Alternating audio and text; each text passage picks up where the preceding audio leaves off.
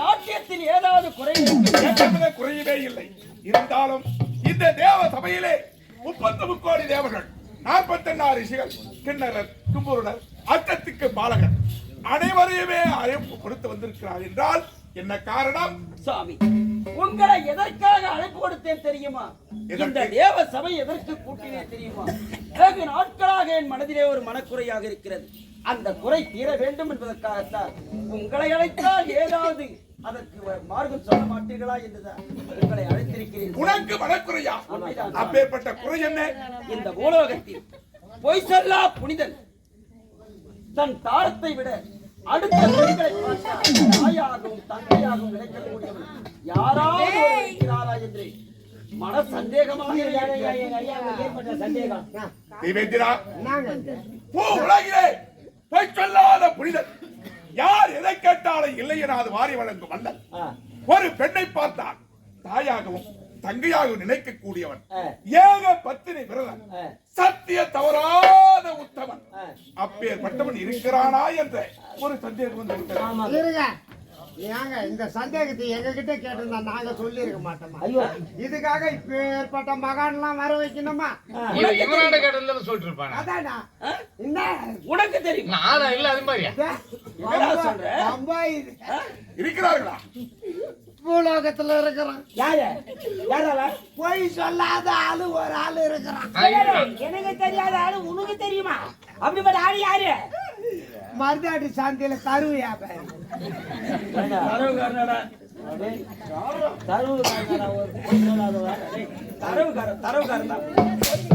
ஒரு துண்டு கையில 1000 பொய் சொல்றோம். பொய் சொல்லாத புனிதன். சுழி இருக்கிற மாட்டு கூட சுழி இல்லாத மாடு அதையும் நம்பி வாங்கி போறாங்க. அப்ப எப்ப நீங்களே சொல்லுங்க. உட்காரு, சும்மா சைடுல நோய் நோய் நோய். சரி, நீ பாரு.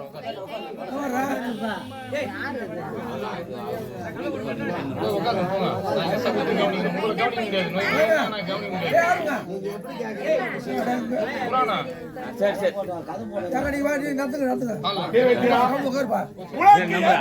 சந்தேகத்தை வந்த முனிவர்கள் ஒருவருமே உனக்கு பதில் உரைக்கவில்லை. சந்தேகத்தை நான் தீர்த்து வைக்கிறேன். அப்படியா? சொல்லுங்க சாமி. உமைப்பாகவே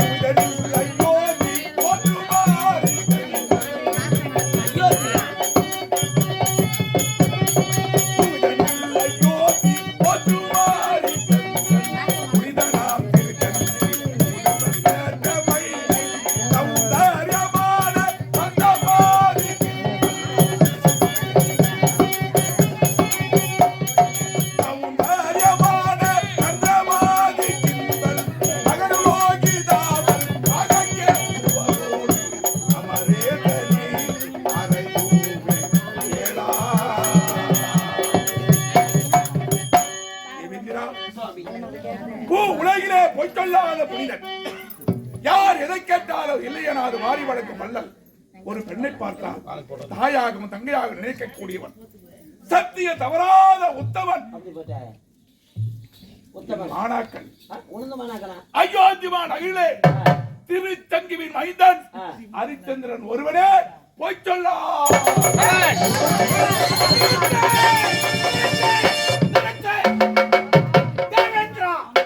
நானே மறுக்கிறேன். நம்பி சிறந்து மகிழ்ந்தாயோ, நம்பி சிறந்து மகிழ்ந்தாயோ,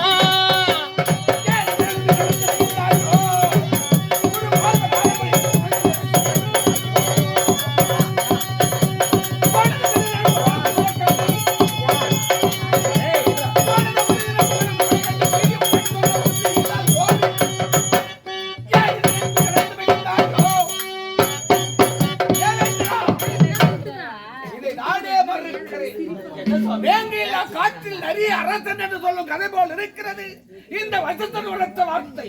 ஏ அமரேசா, வசிஷ்டன் சீடனை ஒன்னவன் என்று கூறிவிட்டான். அதற்கு நீயும் சொல்லை கேட்டு தலையசத்து விட்டாய். நல்ல வேடிக்கை. ஏன் உன் புத்தி யாருக்கும் அடங்கு வைத்து விட்டாயா? இல்லை அறிவை அடியோடு இணைந்து விட்டீர்களா? என்ன சுவாமி? ஹரிச்சந்திரன் எப்படிப்பட்டவன் உனக்கு தெரியும். அவன் கொண்டு செயல் அத்தனையும் எனக்கு தெரியும். தெய்வ பக்தி இல்லாத நாஸ்திகன், குடியின் மகாமுன் கோபி உலகன முடியவன், செய் நன்றி மறக்கும் பரம சண்டாளன், குரு துரோகி, கண்ட பெண்களை கருதும் காமுகன், அப்படிப்பட்ட பரம சண்டாளனை மகா உத்தமன் என்று கூறுகிறான் இந்த வசிஷ்டன். அதை கேட்டு இங்கு உள்ளவர்கள் அப்படியே தலாசித்து விட்டீர்களே. வசிஷ்டா, என்ன சொன்னா? என்ன சொன்னாய்?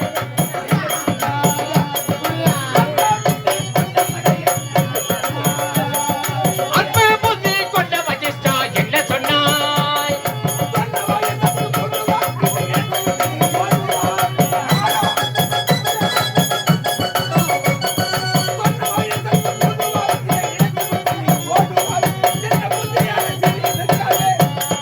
அன்பு புத்தி கொண்ட வசிஷ்டா என்ன சொன்னாய்? அந்த அரித்தனை புகழ்ந்து கூறினால் உன் வாழை கிழித்து விடுவேன். பேசாமல் சபையை விட்டு வெளியே நட நட நட. நடப்பது யார்? நடப்பது யார்? அன்பு புத்தி கொண்ட திப்பா நடப்பது யார்?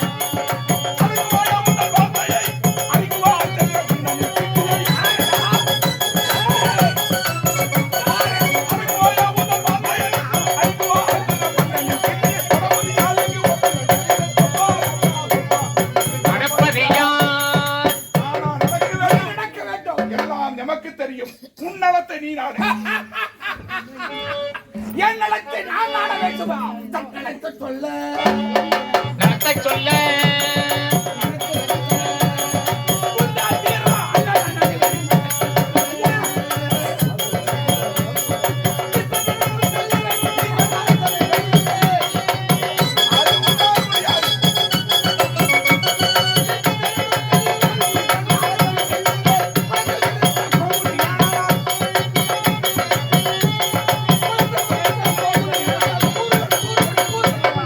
நடத்தை சொல்ல. அந்த அனைத்தை எப்பேற்பட்டவன் தெரியுமா? அவன் ஒரு பொய்யன், புலகன், பொய்யன், பொய்யன், பொய்யன். அடுத்தது பொய்யனா? பொய்யூர் ஐயா. பொய்யுரையார்.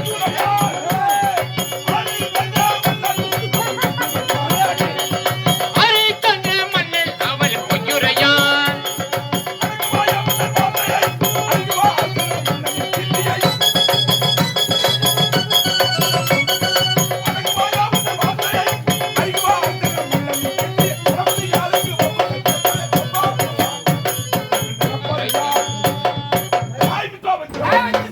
அவனா பொய்யன்? அவனா புழுகன்? உன்னை நீதான் பொய்யன், நீதான் புழுகன், நீதான் குடிப்பவன், கடிப்பவன், பிடிப்பவன். அனைத்து செயலும் உம்மிடம் இருக்கிறது. என் மாணாக்கரை படித்து பேச கடிக்கிறது பிடிக்கிறது நீங்க ஒண்ணுமே இவன் சொல்வது அத்தனை உண்மை. புரியலையே. நான் மறுக்கவில்லை. ஆ, கடிப்பது, ஆ, பிடிப்பது, ஆ. குடிப்பது. இது வந்து உங்களுக்கு புரியலா? கொலை தொழிலா? டேய் டேய், கடிப்பது புலால், ஓ, ஆ, பிடிப்பது சுருட்டு, ஆ. குடிப்பது மது. இந்த மூன்று விளக்கம் எனக்கு உண்டு. இவன் யாரு தெரியுமா? தரங்கற்றவன், தரங்கற்றவன். ஆமாண்டா, அருந்ததி என்னும் செக்கிலி பண்ணை மணந்தவன் அல்லவா? அதனால்தான் இவனுடைய புத்தி கீழ்பட்டுவிடவே போகிறது. ஐயோ டேய் டேய் ஏறவன் டேய் எங்கடா? என்ன பாத்து தெரிதா? சாமி சண்டை வந்தாதான் தெரிது யார் யார் என்ன பண்ணான்னு. சாயம் சந்தில போகுதுன்னு பார்த்தேன். இப்ப உங்க சாயம் எங்க பங்குல போகுதா? கீழ் குளத்திலே பிறந்த அருந்திதி பெண். அருந்ததி என்றால் என்ன? எனக்கு தெரியாது. சக்கிலி ஜாதியிலே பிறந்த பெண்ணை மணந்தவன் தான். யார்? ஆனால் தேவர்கள் முன்னிலையில் உத்தமி பத்தினி என்று பெயர் எடுத்து அவள் வானத்திலே நட்சத்திரமாக தொழித்துக் கொண்டிருக்கிறார். இப்போது பாவன மக்களும் மன மேடையிலே அம்மியை மிதித்து அருந்துதியை துதித்து மாங்கல்யம் சூட்டுவார்கள். அப்பேற்பட்ட என் மனைவி உத்தமையை பார்த்து படித்து பேசுகிறானே, இவன் எப்பேற்பட்டவன்? ஒரு நேரத்திலே ராஜ ரிஷி என்று பட்டம் பெறுவதற்கு அபார தவம் செய்தான். அந்த தவத்தை கலைப்பதற்கு இந்த தேவேந்திரன் மேனகை என்ற ஒரு பெண்ணை அனுப்பினான். அந்த பெண் இவன் முன்னே ஆடினான், பாடினான். அங்கங்களை அசைத்து காட்டிய உடனே உனக்கு காமம் பிறந்து அந்த மேனையோடு சேர்ந்து ஒரு பெண் குழந்தையை பெற்றெடுத்தான். இது உண்மை உண்மை உண்மை. இதுக்கா சிரிப்பு? மறுக்கவில்லையே. சண்டை வந்தாதான் தெரியுது யார் யார் யார் யார் வச்சிருந்தான், யார் யார் கூட. கேவலம் நாட்டி ஆட வந்தவளே கெடுத்துட்டு இருக்கிறேன், குழந்தைய கொடுத்துட்டு இருக்கிறேன், இன்னொரு பீச்சுக்கிறேன். எதற்காக இந்த ராஜரிஷி பிரம்மரிஷி என்ற பட்டத்தை பெற வந்தேன் தெரியுமா? இதற்கான இந்த கிழக்கு மண்ணிடத்திலே காமதேனு என்ற பசு இருந்தது. அந்த பசு எனக்கு தேவைப்படும், எனக்கு கொடு என்று கேட்டேன். கொடுக்க மறுத்தான். மறுத்து விட்டு பிறகு கோபம் பிறந்தது. எடுத்தேன், அதை பிடித்தேன். மாட்டை கூட ஓட்டி முட்டுக்கிறானுங்கடா. உனக்கு மாடு வேணும்னு என்கிட்ட ஒரு வார்த்தை அவன் நாட்ட சொல்லி எத்தனை எருது மாடு பிடிச்சாரா தெரியுமா? அவன் போட்டா பின்ன போ லைனா கட்டி அதையாடா நான் கேட்டேன். காமதேனு என்ற பசு கேட்டதை கொடுக்க வேண்டிய காமதேனு பசு தானே. ஆமாண்டா, கொடுக்க மறுத்து விட்டான். இது யாருக்கு சொந்தம்? பிரம்மரிஷி யார் பெற்றிருக்கிறார்களோ அவளுக்கு கேட்டாதான் கொடுக்கும் என்று கூறினான். அன்றே நினைத்து தவத்தை இழந்து ராஜரிஷி என்ற பட்டத்தை இழந்து அனைத்துமே இழந்து நாடு நகர மக்களை அனைத்தும் இழந்து காணக சென்று தவத்தில் அமர்ந்து இது ஒதுக்க வேண்டிய தேவதை என்ன செய்த தெரியுமா? என்னுடைய தவத்தை அடிக்க வேண்டும் என்று மேனகை என்ற பெண்ணை அனுப்பினான். என் கண் முன்னால் வந்து ஆடினான். கொங்கை அசைத்தால் ஆண்களுக்கு எப்போதுமே சவள புத்தி. கண் திறந்து பார்த்து கட்டடைத்து சேர்த்து முத்தத்தை கொடுத்து அதில் இருந்து பிறந்தது ஒரு குழந்தை, பெண் குழந்தை பிறந்தது. அந்த பெண் குழந்தை அங்கேயே விட்டு விட்டு நாங்கள் இருவரும் மறைந்து விட்டோம். அந்த நேரத்தில் வருண பகவானும் வாழ் பகவானும் மணியும் காத்துமாக வந்தார்கள். அந்த நேரத்தில் குழந்தையானது அழுது கொண்டிருந்தது. சகுந்தலை என்ற பட்சியானது தன்னுடைய ரெக்கைகளால் அதை இடைகாத்து வந்தது. மழை பொழியும் போது ஆமாண்டா, இதை கண்ணுறவு மகரிஷி என்ன செய்தார் தெரியுமா? இதை பார்த்து கொண்டே இருந்தார். மழை விட்ட உடனே ஓடி வந்தார், குழந்தை எடுத்தார். சகுந்தலை என்ற பட்சியானது அடை காத்ததல்லவா, அதனால் அந்த குழந்தைக்கு சகுந்தலை பெயரை சுட்டினார். எடுத்தார். நாள் ஒரு மேனி பொழுது ஒன்றாக வளர்ந்தது. மங்கை பருவம் அடைந்தார். அதன் பிறகு என் குலத்தில் பிறந்தவர் துர்ச்சேந்த மன்னன் காணக வந்தால் வேட்டையாடுவதற்கு இந்த பெண்ணை பார்த்தால் இருவருக்கும் காதல் வளர்ந்தது. திருமணம் முடித்தார்கள். அதனால் அவளுக்கு ஒரு ஆண்மகன் பிறந்தார். அந்த ஆண்மகன் யார் தெரியுமா? அவனுக்கு தான் பரதன் என்று பெயர் சூட்டினார்கள். அதுதான்டா இந்த நாட்டுக்கு பரத கண்டம், பரத கண்டம் என்ற பெயர் வந்தது. கதை நல்லா தாண்டா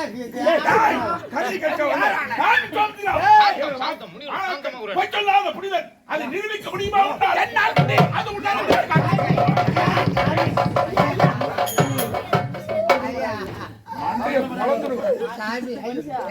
தென்னை மரத்தை பிடிக்கிற மாதிரி நிரூபித்து காட்டுவேன். அது உன்னால் முடியாது. தெரியுமா? அப்படி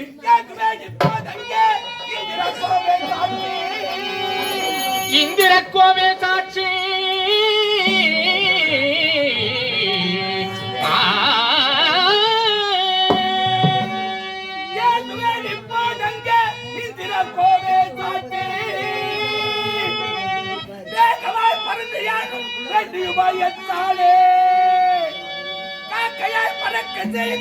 காக்கையாய் பறக்க செய்து கடுகவை முறைக்கானால் பாகமாய் சமைத்த பாதி பகுத்து நான் அளிப்பேன் காண்பா.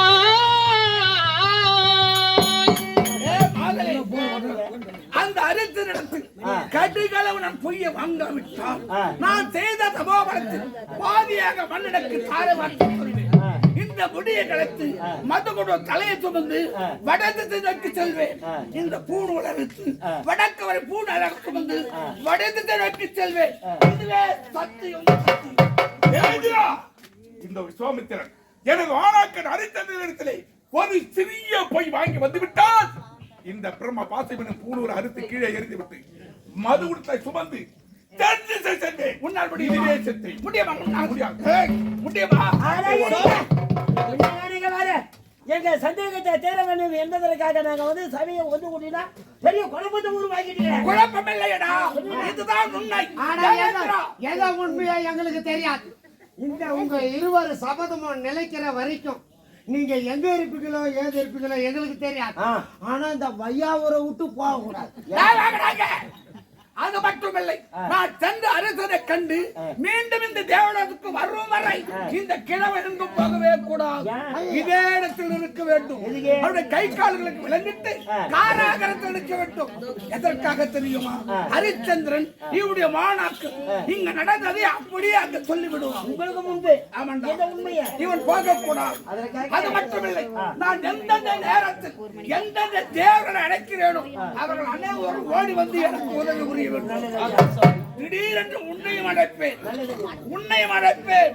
மறுக்க கூடாது. வந்து கவனிக்கிறேன். பொய் சொல்லா புனிதன் யார் என்று கேட்டார். இப்படி வாக்குவாதத்தில் முடிந்து விட்டது. நடந்து போச்சு. இருவருமே சபதம் செய்துவிட்டு செல்கிறார்கள். என்ன நடக்கிறது என்று பொறுத்திருந்து பார்க்கலாம். புறப்பட்டு வாங்க.